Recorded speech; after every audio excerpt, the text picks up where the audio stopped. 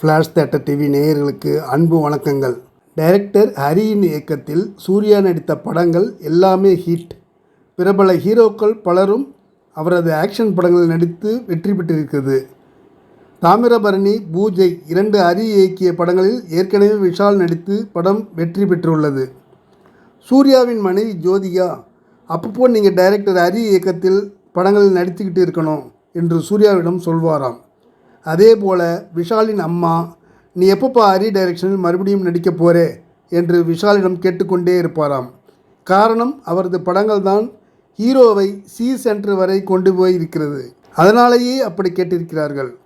ஹரி இயக்கத்தில் விஷால் ஹீரோவாக நடித்துள்ள ரத்னம் படம் வெளிவந்திருக்கிறது. படம் எப்படி இருக்கு? விமர்சனத்தை பார்ப்போம். வழக்கமாக ஹரி படத்தில் இடம்பெறும் எல்லா அம்சங்களும் இதிலும் உண்டு.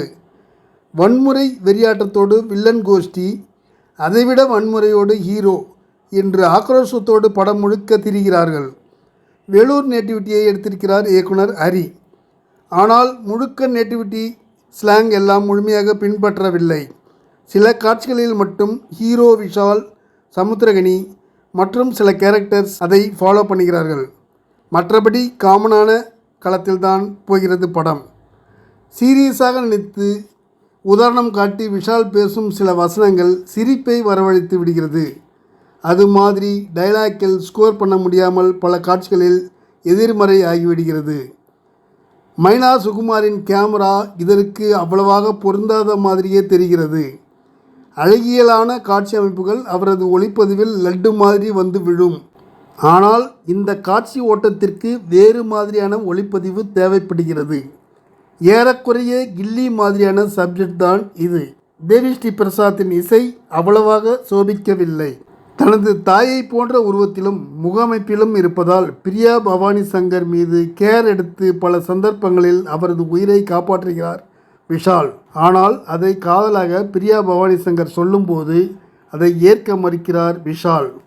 ஆனால் அவருக்கும் அவர் செய்த பெரிய சமூக தொண்டாகிய விஷயத்துக்கும் அடிக்ட் ஆகி பிரியாவை நேசிக்கிறாரா விஷால் என்பதுதான் மீதி கதை.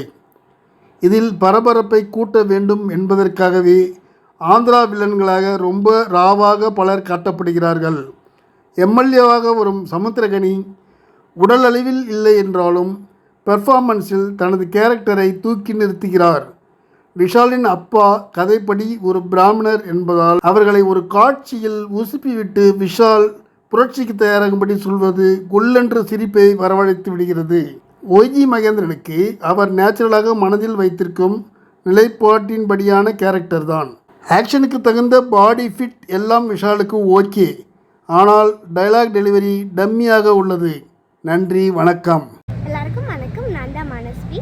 ஃப்ளாஷ் தியேட்டர் டிவிக்கு லைக் பண்ணுங்கள், ஷேர் பண்ணுங்கள், சப்ஸ்கிரைப் பண்ணுங்கள், கமெண்ட் பண்ணுங்கள். மறக்காமல் அந்த பெல் ஐக்கானையும் கிளிக் பண்ணிடுங்க. அப்போ தான் உங்களுக்கு நோட்டிஃபிகேஷன்ஸ்லாம் வரும். Thank you all. Bye bye.